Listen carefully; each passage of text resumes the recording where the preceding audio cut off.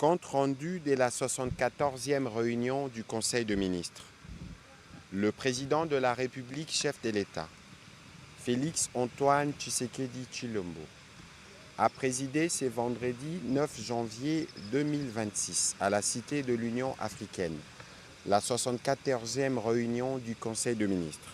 5 points étaient inscrits à l'ordre du jour, à savoir 1.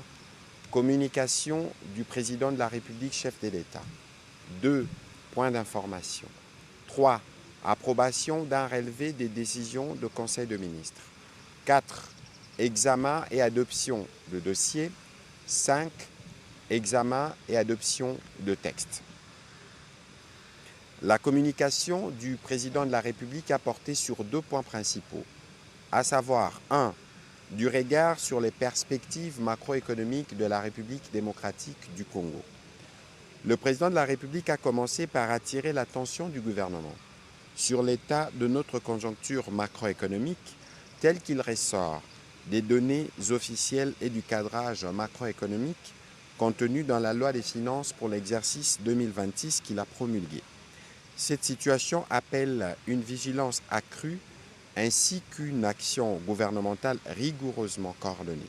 Si une appréciation du franc congolais a été observée depuis septembre 2025, le cadrage macroéconomique officiel anticipe néanmoins à l'horizon fin 2026 un risque de dépréciation de la monnaie nationale. En effet, le président de la République a appelé au renforcement de la discipline des finances publiques. Il a réaffirmé que la rationalisation des dépenses publiques demeure un levier immédiat, crédible et indispensable pour préserver les équilibres macroéconomiques. Elle implique une allocation plus efficiente de ressources fondée sur l'élimination des dépenses non prioritaires ou insuffisamment justifiées. Le président de la République a insisté enfin sur la nécessité d'une communication institutionnelle cohérente et responsable en matière de politique macroéconomique afin de préserver la crédibilité de l'action publique. Dès lors, il a instruit la première ministre chef du gouvernement de lui transmettre dans les 15 jours un rapport précis et documenté sur l'état d'avancement effectif du processus de rationalisation des dépenses publiques, les mesures mises en œuvre et les résultats attendus à court terme.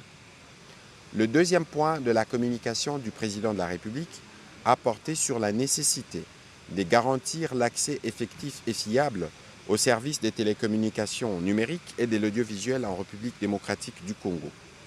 Le président de la République a enregistré plusieurs doléances sur les perturbations récurrentes affectant l'ensemble des réseaux et systèmes de télécommunications, notamment la téléphonie mobile et fixe, l'Internet, la transmission des données, les services numériques, l'interconnexion des réseaux, ainsi que les réseaux de radiodiffusion et de télévision numérique constatés ces derniers temps sur l'ensemble du territoire national. Ces défaillances persistantes affectent gravement la vie quotidienne des citoyens, la continuité de l'action publique et les fonctionnements de l'économie nationale, en entraînant des ruptures de communication, des perturbations de transactions bancaires et commerciales, ainsi qu'une dégradation notable des services de radiodiffusion et des télévisions numériques au détriment de la conscience des usagers et des secteurs essentiels de la nation.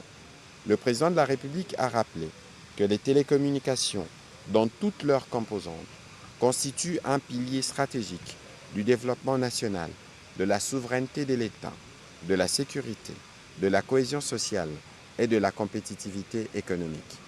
À l'ère des technologies de l'information, du numérique et de l'audiovisuel, il est impératif de disposer des réseaux fiables, performants, résilients et continus, opérant dans un environnement de concurrence loyale, de couverture équitable du territoire et de stricte protection de consommateurs. Au vu de tout ce qui précède, le président de la République a instruit le ministre des Postes et Télécommunications, le ministre de l'Économie du numérique, le ministre de la Communication, médias et porte-parole du gouvernement, ainsi que l'autorité de régulation de la poste et des télécommunications, chacun en ce qui le concerne, de veiller à ce que l'ensemble des opérateurs des télécommunications de transmission de données, des services numériques, de radiodiffusion et des télévisions numériques fournissent des prestations conformes aux normes, standards et obligations légales et réglementaires en vigueur. Renforcer les mécanismes de régulation, de contrôle et de monitoring permanent de la qualité des réseaux et des services. Assurer une coordination effective entre les ministères sectoriels, les autorités des régulations et les services techniques spécialisés en vue d'une supervision cohérente et efficace du secteur et d'appliquer sans faiblesse ni complaisance les sanctions prévues par les lois et règlements à l'encontre de tout opérateur défaillant chaque fois que les obligations de qualité, de continuité, de couverture ou de protection des usagers ne sont pas respectées. Un rapport circonstancié d'exécution de ces instructions précisant les constats techniques effectués, les mesures correctives imposées, les sanctions éventuellement appliquées, ainsi que les actions structurelles envisagées pour garantir une amélioration durable, mesurable et vérifiable de l'ensemble des services de télécommunications en République démocratique du Congo est attendu dans les 30 jours. Dans la suite de la communication du président de la République, la première ministre chef du gouvernement est revenue sur la mise en œuvre des accords de Washington. À ces sujets, elle a convoqué et présidé, le jeudi 8 janvier 2026, une séance de travail avec le ministre concerné afin d'adosser par le gouvernement le cadre général de coopération en vue de rationaliser les différents projets y contenus et de les matérialiser au bénéfice des intérêts de la République. En vue d'observer les engagements souscrits par la République démocratique du Congo dans ces accords et permettre leur mise en œuvre optimale, les ministres concernés travailleront au sein d'un comité de pilotage sur l'élaboration d'une feuille de route qui permettra une meilleure coordination de l'action gouvernementale alignée sur la politique définie par le président de la République, chef de l'État. Par ailleurs, la Première ministre prévoit de convoquer une réunion du comité de conjoncture économique élargie le mardi 13 janvier 2026 afin d'harmoniser les actions de toutes les parties concernées et d'assurer une meilleure compréhension des clauses contenues dans ces accords. Sur un autre volet, la Première ministre a évoqué la nécessité de l'application harmonieuse du salaire minimum interprofessionnel garanti tel qu'institué par les décrets relatifs et afin d'assurer le dialogue social permanent entre les partenaires sociaux. Elle a annoncé l'organisation d'une séance de travail avec les responsables des différentes corporations de l'intersyndicale du travail le lundi 12 janvier 2026 à la primature afin de permettre au gouvernement de prendre en compte les préoccupations du monde du travail 6 mois après la prise du décret sur les réajustements du SMIC et ce, avant la convocation d'une réunion du Conseil national du travail pour harmonisation. Pour terminer, la Première ministre chef du gouvernement a rappelé les instructions présidentielles relatives à la communication gouvernementale sur toute prise de parole publique qui engage directement la crédibilité, l'autorité et la cohésion de l'État. Elle a souligné que la parole de l'État ne saurait être improvisée ou non maîtrisée, en particulier lorsqu'elle porte sur des questions sensibles liées à la défense nationale, à la sécurité, à la cohésion sociale ou aux relations diplomatiques. Et il est donc inacceptable de ne pas se tenir à cette ligne de conduite. Au regard de la persistance des prises de parole non concertées, intervenant en dehors des orientations présidentielles, la Première ministre a rappelé avec insistance à l'ensemble des membres du gouvernement la nécessité de veiller personnellement au strict respect des directives du président de la République, chef de l'État, en matière de communication. En conséquence, toute communication sur les sujets sensibles précités doit impérativement s'inscrire dans le mécanisme de concertation préalable, placé sous la coordination du ministre de la Communication et des Médias, en lien avec le service compétent de la Présidence de la République et de la Primature, afin de préserver la cohérence des positions de l'État et de prévenir tout risque diplomatique ou sécuritaire. Elle a demandé aux ministres d'en assurer l'application rigoureuse au sein de leurs cabinets respectifs. Le président de la République, chef de l'État, a, en appui à la communication de la Première ministre, lancé une mise en garde sévère aux membres du gouvernement qui ne se soumettront pas aux mécanismes établis au niveau du ministère de la Communication et des Médias. Au deuxième chapitre du Conseil des ministres de ce jour, relatif aux points d'information, État et administration du territoire, le vice-premier ministre, ministre de l'Intérieur, décentralisation, sécurité et affaires coutumières, a présenté au Conseil les rapports sur l'État et l'administration du territoire national. Au cours de la semaine qui s'achève, l'état d'esprit de la population a été notamment marqué par la suite attendue après les rapports des experts de l'ONU sur la situation sécuritaire dans la partie est de la République démocratique du Congo, surtout en termes de violations flagrantes des droits de l'homme et des pillages. Au plan politique, le Conseil des ministres a été informé du rapport de la mission officielle interinstitutionnelle qui a évalué les conditions préalables à la tenue de la 13e session de la conférence de gouverneurs dans la ville de Bandundu en province du Kwilu. La mission a constaté des avancées significatives dans les préparatifs et confirmé et suggéré la date plutôt de la tenue de la dite conférence. Au chapitre du banditisme et de la criminalité, le vice-premier ministre, ministre de l'Intérieur, a évoqué la reprise le 8 janvier 2026 des audiences foraines où comparaissent 427 présumés bandits urbains, communément appelés Kuluna, arrêtés au mois de décembre dernier lors des opérations de bouclage menées dans le cadre de l'opération Ndobo. Entre-temps, un cas de vol à main armée a été déploré le même jour dans la commune de Lemba, causant la mort du professeur Abata Diabasono à son domicile. Suite à cet acte ignoble perpétré par cette criminelle en fuite et recherchée, une vive réaction populaire s'est manifestée. Des policiers du sous-commissariat Homme 30 venus pour les constats ont été pris à partie. L'un d'entre eux a succombé à ses blessures. Des enquêtes se poursuivent et les condoléances ont été présentées aux familles des victimes. Les vice-premiers ministres, ministre de l'Intérieur, a rassuré de la nécessité de poursuivre les missions de contrôle et de réduction de la violence armée au travers notamment la Commission nationale de contrôle des armes légères et de petits calibres. Il a terminé son rapport par la situation aux frontières après avoir fait état des cas de sinistres et de catastrophes déplorés au cours de la semaine qui s'est achevée. Au chapitre sécuritaire, il a été complété par le vice-premier ministre, ministre de la Défense nationale, qui, à son tour, a fait le point de la situation opérationnelle dans les différents fronts en province du Nord et du Sud Kivu, ainsi que de la poursuite de l'action de l'armée dans les périphéries de la ville-province de Kinshasa. Évaluation de la situation récente sur le marché des changes ainsi que de biens et services. Les gouverneurs de la Banque centrale, intervenant comme invités au Conseil de ce jour, a brossé les développements de la conjoncture économique du pays. Il a indiqué que l'environnement économique intérieur est marqué par la tendance à la stabilisation des principaux indicateurs macroéconomiques tirés par les mesures de politiques économiques de la Banque centrale du Congo. Au cours de la première semaine de janvier 2026, le taux d'inflation hebdomadaire s'est établi à 0,26% contre 0,32% une semaine plus tôt. Cette évolution reflète l'atténuation progressive des pressions saisonnières observées en fin d'année dans un contexte de normalisation graduelle de la demande après les festivités.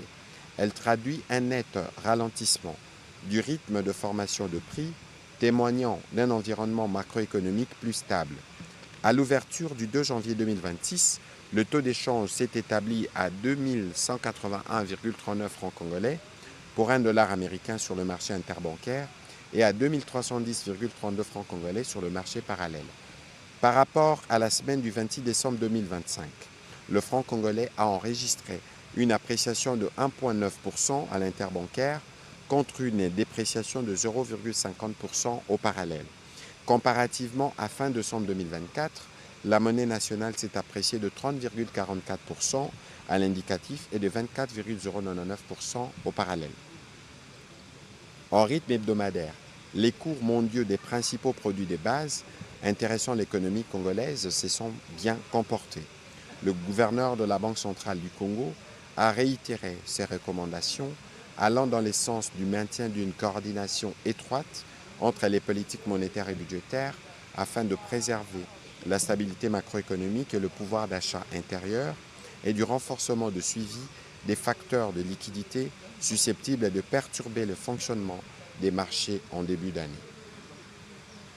Au chapitre santé, le ministre de la Santé, Hygiène et Prévention sociale a fait le point de la situation épidémiologique en République démocratique du Congo, spécifiquement la tendance baissière observée que ce soit pour le choléra et les mpox. Et face à ces épidémies, le ministre de la Santé a précisé que les actions de riposte sont en cours et poursuivent pour les éradiquer sur toutes les parties du territoire concerné. Note d'information relevant du secteur du budget. Le vice-premier ministre, ministre du budget, a présenté la loi des finances telle que promulguée le 29 décembre 2025 par le président de la République après adoption en termes identiques par les deux chambres du Parlement. Ces processus a consacré, une fois de plus, la consolidation de la discipline budgétaire engagée par le gouvernement, ainsi que le respect des exigences de la Constitution et de la loi relative aux finances publiques, renforçant ainsi la crédibilité de l'action publique. Ces budgets 2026 présentés en équilibre, en recettes et en dépenses, à un équivalent de 22 milliards de dollars, prend en compte les priorités du gouvernement inscrites dans son programme d'action, axées notamment sur la sécurisation du pays, la stabilisation et de la transformation structurelle de l'économie, ainsi que la poursuite des politiques sociales majeures comme la couverture santé universelle et la gratuité de l'enseignement primaire prônée par le chef de l'État. Au-delà de l'exercice annuel, les budgets 2026 s'inscrivent sur une trajectoire de soutenabilité budgétaire fondée sur une amélioration progressive de la pression fiscale, celle-ci étant projetée à 12,5% en 2026 et correspond à des recettes courantes estimées à 13,4 milliards avec l'objectif d'atteindre 17% à l'horizon de 5 ans, soit les niveaux moyens en Afrique subsaharienne, pour de recettes courantes estimées avoisinant 26 milliards de dollars américains. Cette trajectoire permettra, à l'horizon 2030, de dégager des marges budgétaires en vue de financer sur ressources propres les priorités de l'État. À ce titre, au cours de cette année 2026, les administrations financières devraient doubler les efforts pour mobiliser davantage les recettes en vue de se mettre sur cette trajectoire qui permettra aisément au gouvernement de financer ses priorités par les ressources propres. Le vice-premier ministre, ministre du Budget, a par ailleurs porté à l'attention du Conseil que le respect des procédures d'exécution du budget s'impose à tous les ordonnateurs et gestionnaires publics en conformité avec le manuel de procédure et du circuit de la dépense publique qui garantit le respect intégral de la procédure standard tout au long de la chaîne de la dépense et les manuels de procédure de marché public. Il a terminé en annonçant le lancement progressif de la déconcentration et de l'ordonnancement avec 9 ministères pilotes. Ils exerceront à titre pilote les fonctions d'engagement, des liquidations, d'ordonnancement de leurs dépenses sous la régulation des crédits et les contrôles budgétaires du ministre ayant les budgets dans ses attributions, ainsi que sous la régulation de la trésorerie assurée par le ministre ayant les finances dans ses attributions, garantissant ainsi la cohérence globale et l'exécution budgétaire, a-t-il conclu. Note d'information relevant du secteur de la formation professionnelle. Le ministre d'État, ministre de la formation professionnelle, a présenté au Conseil une note d'information à 2 volets. Le premier volet a porté sur l'évaluation du premier cycle des formations gratuites en apprentissage de métier, tant pour les dépendants de militaires et policiers que des inscrits de la première édition de la foire de la formation professionnelle organisée à Kinshasa du 24 au 26 octobre 2024. En effet, le premier cycle prévu en 4 étapes s'était fixé comme objectif de former gratuitement 10 000 jeunes à raison de 2 500 par session. À ces jours, les objectifs assignés ont été largement dépassés, car en plus de 1 500 apprenants qui ont suivi leur session à travers différents centres du 15 février au 11 décembre 2025 auprès de centres publics, privés et agréés, 13 496 jeunes, dont 9 624 hommes et 3 872 femmes ont été formés. L'accompagnement du gouvernement a été sollicité pour finaliser les engagements financiers liés aux opérations du cycle finissant et le lancement du second cycle des formations gratuites. Par ailleurs, le Conseil a été informé du lancement des travaux de construction d'un centre de formation professionnelle au camp Ex-Mobutu le 11 décembre 2025 en partenariat avec l'église de Saint de Dernier Jour et la fondation Vodacom pour l'encadrement des dépendants des militaires et policiers par l'apprentissage des métiers.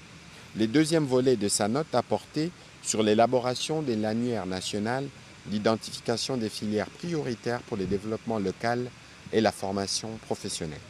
Au terme de la semaine de la formation professionnelle, organisée du 15 au 19 décembre 2025, en collaboration avec Enabel, les participants ont approuvé et validé l'annuaire national d'identification des filières prioritaires pour le développement local et la formation professionnelle. Ces documents répertorient et identifient toutes les filières classiques et innovantes suivant les spécificités de chaque province et territoire de la République démocratique du Congo. Ceci offre l'avantage de permettre au ministère et à tous ses services d'orienter les filières dans tous les coins du pays en vue de résorber les besoins locaux en main-d'œuvre et de les fixer comme critères d'agrément des centres à ces niveaux. Pour terminer, le ministre d'État, ministre de la formation professionnelle, a salué les succès de la tenue de la conférence sino-congolaise sur la formation professionnelle le 22 décembre 2025. Les deux parties ont convenu de déployer des dispositifs de formation mobile dès les mois d'avril 2026 et de pérenniser l'initiative. La prochaine édition est projetée pour le premier trimestre 2026. Le Conseil a pris acte de cette note d'information. Note d'information relevant du secteur de l'environnement. La ministre de l'Environnement, Développement durable et nouvelle économie du climat a informé le Conseil de l'urgence d'appuyer et de conforter les leaderships de la République démocratique du Congo au sein de l'autorité du bassin du lac Kivu et de la rivière Ruzizi. Cela passe notamment par l'appurement urgent des arriérés de contribution, les renforcements institutionnels et la consolidation de la coordination nationale. Revenons sur les enjeux stratégiques, financiers et sécuritaires. Elle a précisé que le renforcement du leadership de la RDC au sein de l'Abakir n'est pas seulement une question de respect des engagements internationaux, c'est aussi une opportunité stratégique pour sécuriser nos ressources hydriques, bénéficier équitablement des investissements énergétiques, affirmer notre souveraineté et notre rôle stabilisateur dans la région et avoir une garantie que les lacs Kivu et la rivière Ruzizi ne seront pas utilisés pour la déstabilisation de la sécurité du pays. Détenteur de plus de 57% des bassins versants du lac Kivu et de la rivière Ruzizi, notre pays est détenteur statutaire du leadership en ayant le poste de secrétaire exécutif de l'Abakir, tient à réaffirmer son rôle d'autorité régionale. Note d'information relevant de l'enseignement supérieur et universitaire. La ministre de l'Enseignement supérieur et universitaire, Recherche scientifique et innovation, a fait le point au Conseil du rapport d'étape du contrôle des gestions des établissements publics de l'enseignement supérieur et universitaire appelé entre responsabilité et résultats, rapport d'évaluation de la gouvernance des établissements publics de l'ESU 2024-2025. Les conclusions soutiennent que la modernisation du secteur est entravée par des pratiques de gestion obsolètes et une opacité financière persistante. Ces diagnostics sans appel confirment le besoin d'une intervention urgente sur 3 plans. Crise de redevabilité, l'audit relève une déconnexion entre les recettes captées et la qualité des infrastructures pédagogiques justifiant les inquiétudes de la haute hiérarchie, dysfonctionnement organisationnel, la persistance des circuits de gestion opaques nuit au déploiement optimal du système LMD et fragilise l'autorité académique, l'insécurité foncière. Le rapport documente plusieurs cas critiques des menaces sur les actifs fonciers et immobiliers de l'État, nécessitant une sécurisation juridique immédiate. Ces rapports qui détaillent établissement par établissement les écarts de gestion, les responsabilités individuelles identifiées, ainsi que les preuves documentaires collectées. La ministre Delessu a rassuré de la poursuite de la mission d'assainissement entamée pour restaurer l'excellence au sein de nos établissements. Elle permettra d'affiner les diagnostics et d'élaborer des recommandations définitives pour une gestion optimale du secteur conformément à la vision du président de la République. Note d'information relevant du secteur de mines. Le ministre des Mines a présenté au Conseil le projet Mine de fer de la Grande Orientale, MIFOR, ainsi que les orientations de gouvernance qu'appelle sa mise en œuvre. Ces projets visent à structurer, pour la première fois à l'échelle industrielle, la mise en valeur du potentiel de minerai de fer, dont les ressources cumulées sont estimées entre 15 et 20 milliards de tonnes avec une teneur moyenne supérieure à 60%, positionnant notre pays parmi les principaux détenteurs mondiaux des ressources ferrifères encore inexploitées à grande échelle. Au-delà de l'exposition minière, MIFOR est conçu comme un projet d'architecture économique nationale, reposant sur la transformation progressive d'une ressource minérale stratégique en infrastructure souveraine, puis en recette durable, et enfin en stabilité macroéconomique et développement territorial équilibré. La mine y joue le rôle d'instrument financier permettant à l'État de créer des actifs structurants des long termes. La phase initiale du projet est dimensionnée sur une capacité de production de l'ordre de 50 millions de tonnes par an, extensible jusqu'à 300 millions de tonnes, à deux niveaux comparables aux grands bassins ferrifères internationaux. Cette phase intègre non seulement l'extraction du minerai, mais également des unités de transformation industrielle, ainsi que la mise en place d'un corridor logistique multimodal structurant, combinant rail, lourd, transport fluvial sur les fleuves Congo et accès aux ports et en eau profonde de Banana. Le ministre de Mines a aussi présenté les bénéfices chiffrés de ce projet. Les études consolidées font apparaître, pour un investissement initial estimé à 28,9 milliards de dollars pour la première étape, le modèle économique projeté sur 25 ans fait ressortir un chiffre d'affaires cumulé supérieur à 679 milliards de dollars, un cash flow net excédent de près de 308 milliards de dollars, une valeur actuelle nette négative et un taux de rentabilité interne élevé, traduisant la robustesse du projet dans des hypothèses prudentes du marché. Pour l'État, les retombées attendues sont substantielles et diversifiées. Après plus de 100 ans d'exploitation essentiellement concentrée sur le cuivre et le cobalt, le projet MIFOR marque une inflexion stratégique majeure dans les modèles extractifs de la RDC.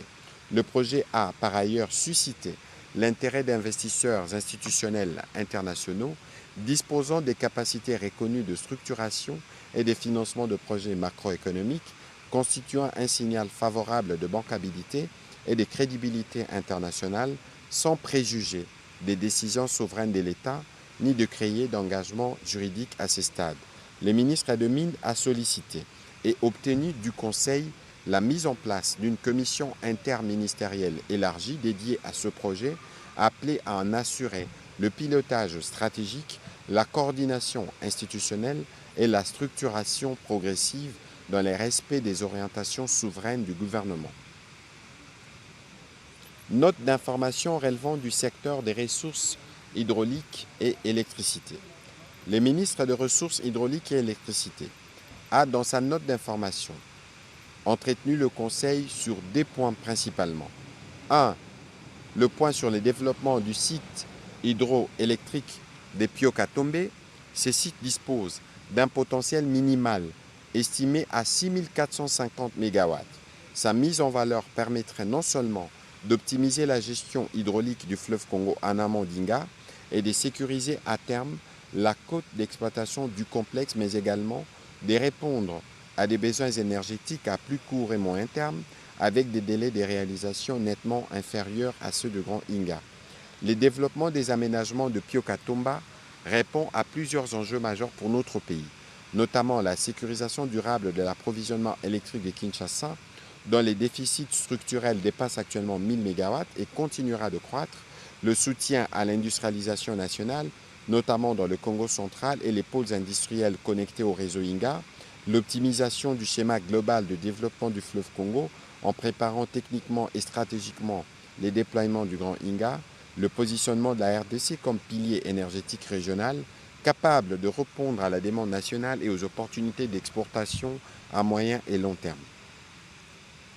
L'approche progressive et structurée pour la concrétisation de ces projets hydroélectriques prévoit des actions telles que la récupération des études existantes, l'organisation de la campagne de mesures topographiques et la réalisation des études de préfaisabilité, la réalisation des études de faisabilité et d'avant-projets détaillés, ainsi que la structuration du cadre de mise en œuvre et des financements. Les ministres de Ressources hydrauliques et électricité a sollicité l'accompagnement du gouvernement pour l'approbation du principe du développement de ces projets hydroélectriques et les habilitations nécessaires pour notamment les recrutements d'une firme chargée de l'actualisation des études de faisabilité de l'aménagement de Pioka-Tombé et la mobilisation de ressources financières nécessaires au financement des études, à la structuration et à la mobilisation des financements publics et privés. Le deuxième volet de sa note a porté sur la réhabilitation des centrales hydroélectriques privées abandonnées ou en faillite et à l'extension de leur desserte aux populations locales. Il s'agit des 17 centrales hydroélectriques privées dans cette province, constituant un patrimoine énergétique stratégique à ce jour inexploité. Leur réhabilitation représente ainsi une opportunité stratégique pour renforcer la sécurité énergétique des zones minières, améliorer l'accès à l'électricité de populations locales, valoriser les actifs publics existants et réduire la dépendance aux énergies fossiles. Pour y parvenir, le modèle économique envisagé et le recours au secteur privé par les biais des partenariats à mettre en place, suivant les dispositions réglementaires en vigueur, notamment la conclusion de contrats IPP, Independent Power Producer, où l'investisseur privé investit, réhabilite et exploite les installations pour vendre l'électricité produite à un off-taker, opérateur public ou privé, disposant d'un réseau de distribution dans le cadre d'un contrat d'achat d'électricité. Ce modèle va favoriser la conclusion des contrats de concession au terme desquels il sera procédé soit à un renouvellement, soit à une remise des installations à l'État pour des nouveaux contrats de concession. Le ministre de Ressources hydrauliques et électricité a sollicité l'accompagnement du gouvernement pour non seulement les habilitations, mais aussi la réalisation des actions à entreprendre ainsi que les recommandations y relatives. Note d'information relevant du secteur de la défense spécifiquement des anciens combattants. Les ministres délégués près le ministre de la Défense nationale en charge des anciens combattants a informé le Conseil de la signature d'un mémorandum d'entente pour la construction de l'hôpital des anciens combattants. Il a précisé que la réalisation de ces projets se fera grâce au financement des Émirats arabes unis qui sera aligné au titre de don en appui aux efforts du gouvernement de la République démocratique du Congo dans les domaines de la santé afin d'améliorer les conditions sanitaires de nos anciens combattants. D'où la nécessité de la signature du dit mémorandum d'entente entre les Émirats arabes unis, représentés par leur ministre de la Défense, et la République démocratique du Congo, représentés par les ministres délégués près le ministre de la Défense en charge des anciens combattants. L'accompagnement du gouvernement a été ainsi sollicité pour franchir cette première étape en vue de déclencher les processus pour la construction de cet hôpital moderne dans un délai raisonnable en reconnaissance du sacrifice consenti par les anciens combattants sous les drapeaux pour la défense de la patrie et la paix dans le monde. Cette démarche vise à concrétiser la ferme volonté du président de la République d'assurer une prise en charge digne et durable des anciens combattants militaires retraités, invalides de guerre et leurs dépendants. Au troisième chapitre du Conseil des ministres de ce jour, relatif à l'approbation d'un relevé des décisions, le Conseil des ministres a approuvé le relevé des décisions prises lors de la 73e réunion ordinaire du Conseil des ministres du vendredi 2 janvier 2026. Au quatrième chapitre du Conseil des ministres de ce jour, relatif à l'examen et à l'adoption de deux dossiers relevant du secteur de l'environnement, Donnant suite à la recommandation de la 73e réunion du Conseil de ministres, la ministre de l'Environnement, Développement durable et Nouvelle économie du climat a soumis au Conseil le dossier relatif au transfert des technologies, à la signature et à l'installation du centre de démonstration de la technologie et de l'industrie de Junkao en République démocratique du Congo pour examen et approbation. Après débat et délibération, ce dossier qui est passé en commission a été adopté. Dossier relevant du secteur des travaux publics.